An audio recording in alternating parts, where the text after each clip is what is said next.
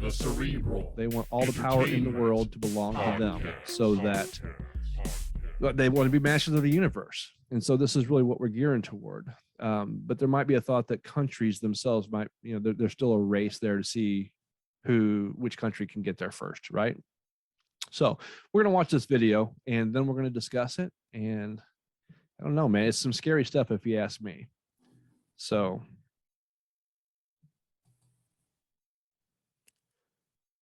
They call it part of the fourth industrial revolution. One of the features of this fourth industrial revolution is that it doesn't change what we are doing, but it changes us. The very idea of human being some sort of natural concept is really going to change. Up until now, the conversation we've been having is around freedom of speech. Once we can access people's thoughts and access people's emotion.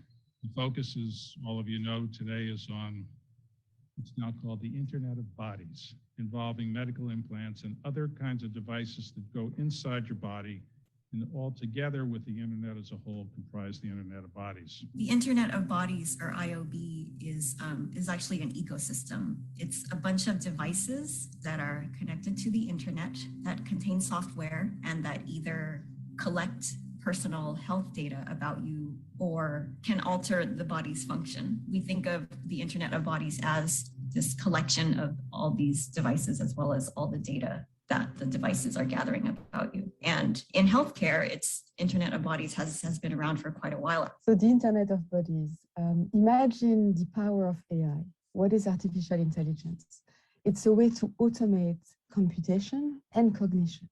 So we can now automate learning, perceiving, doing computation. It's a pervasive general purpose technology that will be used in all of our industries, that will come into our professional networks, our private networks, our schools, our industries and our offices.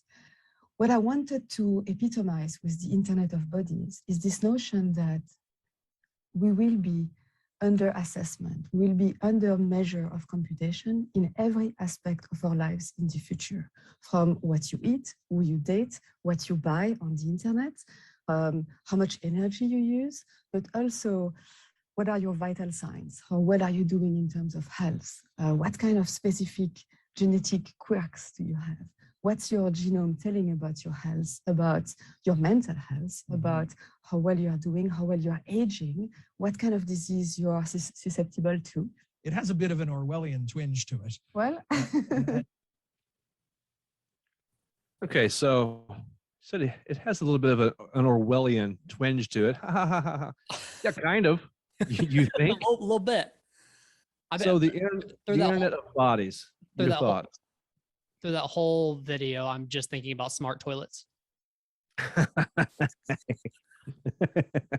Right? Because I take that back. I'm thinking about smart toilets and Apple Watches. Okay. Like, that's those are two major things. Okay, not really the smart toilets, but in the future, that's probably something that they're going to be talking about. But the biggest thing is like Apple Watches and things like that are tracking all of our vital signs, oxygen levels and heart rate and all that kind of stuff. Yeah. But this takes it a step further, I believe, because basically, and I guess Apple Watches is like the tip of that iceberg. But how she says every aspect of our lives will be under evaluation. Okay. Who's evaluating? Who's doing that? Who's the person behind the buttons? Who is the person in control, and why? And why would we want that? Why do we as people have this drive, this death drive toward technology and toward it, like letting it take us over in all these aspects of knowing everything about us? It's like there is something very human about not knowing stuff. There's something very human about not knowing whether or not I'm going to live to see tomorrow. Or whether or not, when there's a danger present, that fight or flight or freeze response that takes over, there's something very, very primal about that. It come from thousands of years of people being people and of facing threats. Why is it that the Internet of Bodies is a thing? Who's pushing for this and why? And it seems like to me, and I mentioned the term that I'm gonna reframe it now, because at some point in time, when does a conspiracy theory stop being a theory? And when is it just a conspiracy? You know, I can't say for sure. I can't say where this compilation of videos come from altogether, but I can tell you that with a pretty high degree of certainty that there are some people out there who are making this kind of technology happen. Why? Without the conspiracy behind it, why? Is it for my health so that they can better manage my health via my vital signs? If that, then why are they interested in my relationships? And once again, just like a computer, can a person be hacked, and can a person be given like a virus, so to speak, in the technological sense?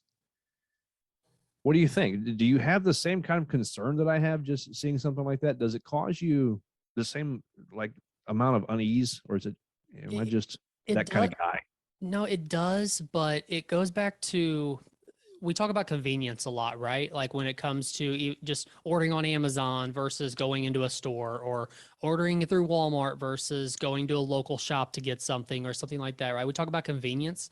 Yeah. This kind of stuff, especially when it comes to our health and all that, right? Like it's a lot of people can look at it as it's a convenience thing. Like this is stuff that I don't have to worry about anymore. Or if there is something to worry about, I have technology that's going to catch it for me to take action, versus, you know, having to do my own research or having to, you know, really try to find this stuff on my own. I think there's a convenience factor that people are going to look at with this, but it is freaky. I mean, it's weird to think that she literally said every aspect of our lives will be controlled by technology at some point. That's, like you said, the human element, like taking the human element completely out of ourselves is weird. Like not having to, at some point, like not having to even think for ourselves about anything really. Yeah. Yeah. And especially, I mean, we could go down a lot of rabbit holes here, but the metaverse that Zuckerberg is seeking to create, you know, that is, in a sense, man, we are talking about the Matrix. I mean, am I right? It's not going to be quite as maybe all inclusive. It's not going to be quite as submersive as the Matrix, where you actually can't tell the difference. But how far down the road are we from something like that?